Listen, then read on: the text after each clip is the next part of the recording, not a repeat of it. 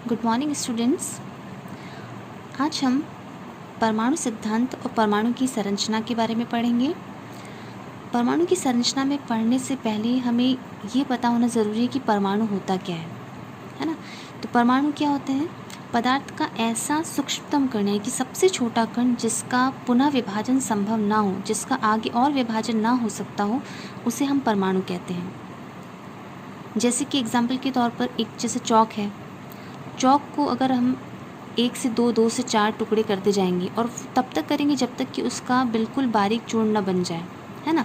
लेकिन एक स्थिति ऐसी आएगी जब हम उसको और ज़्यादा बारीक नहीं कर पाएंगे और उसे छोटे कणों में विभाजित नहीं कर पाते, तो वो सबसे छोटा कण जो होता है उसे हम परमाणु कहते हैं, है ना।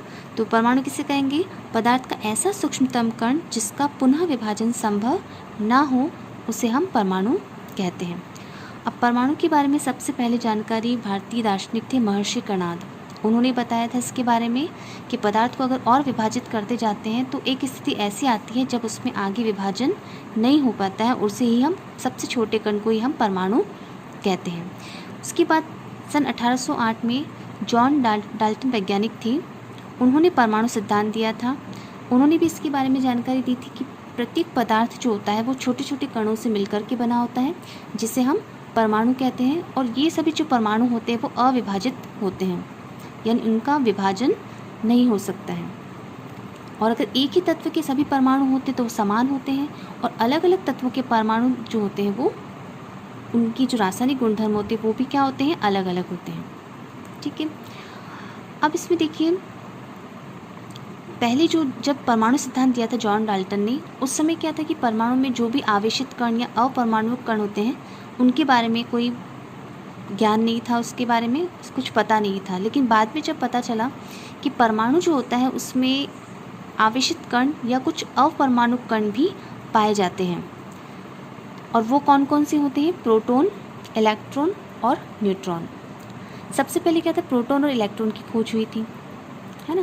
तो प्रोटॉन जो होता है इसकी खोज सन 1886 में ई गोल्डस्टीन ने इसकी खोज की थी। अब ये जो प्रोटॉन होते हैं वो क्या होते हैं? धनावेशित कण होते हैं जिन पर धनावेश पाया जाता है, और उन्हें P+ के द्वारा प्रदर्शित किया जाता है, और इन पर आवेश जो होता है वो +1 माना जाता है। ठीक है। फिर इलेक्ट्रॉन की खोज किसने की थी? जे थॉमसन ने। किसी किसी बुक में इसमें टॉमसन नाम दिया गया है, तो थॉमसन वो एक ही नाम है ना।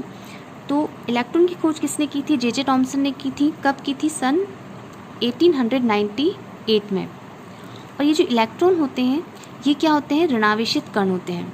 इन पर ऋणावेश पाया जाता है, और इन्हें E- जो होता है ना, E- के द्वारा प्रदर्शित किया जाता है, और इन पर आवेश भी क्या होगा? -1 माना जाता है।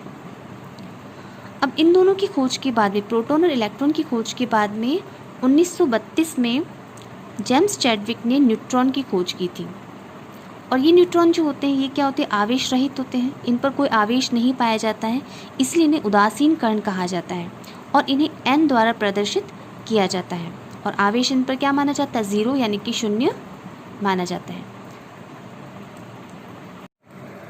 प्रोटॉन और इलेक्ट्रॉन की खोज के बाद वैज्ञानिकों ने देखा कि किसी भी परमाणु में ये कण किस प्रकार व्यवस्थित होते हैं, तो उसके आधार पर अलग अलग वैज्ञानिकों ने अलग अलग मॉडल प्रस्तुत किए, जिसमें सबसे पहला मॉडल प्रस्तुत किया सन 1898 में जे थॉमसन ने। ये थॉमसन का परमाणु मॉडल जो होता है वो प्लम पुडिंग मॉडल के नाम से जाना जाता है। अब इसमें मॉडल में थॉमसन ने परमाणु की तुलना एक क्रिसमस केक से या तरबूज से की।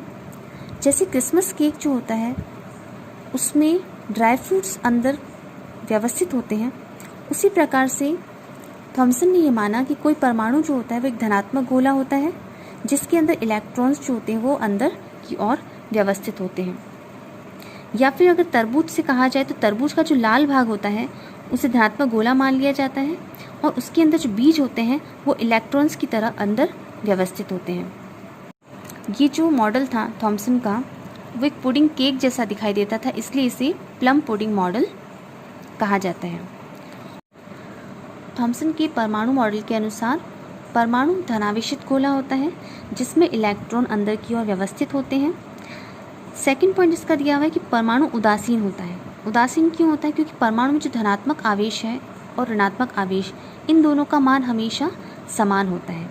धनात्मक और ऋणात्मक आवेश एक दूसरे को परस्पर क्या करते हैं? संतुलित करते हैं, इसीलिए परमाणु को उदासीन माना जाता है।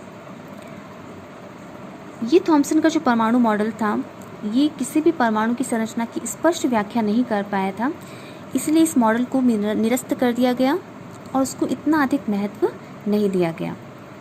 तो आज हमने पढ़ा परमाणु की परिभाषा, जॉन डाल्टन का परमाणु सिद्धांत, फिर परमाणु में जो आवेशित कण पाए जाते हैं, प्रोटॉन, इलेक्ट्रॉन और न्यूट्रॉन, जिसमें प्रोटॉन धनावेशित होता है, इलेक्ट्रॉन ऋणावेशित होता है और न्यूट्रॉन पर कोई भी आवेश नहीं पाया जाता है, ये आवेश रहित होता है। और उसके बाद हमने पढ़ा परमाणु की संरचना संबंधित पहला मॉडल, थॉमसन का परमाणु मॉडल, जिसे प्लम पुडिंग मॉडल भी कहा जाता है। Thank you.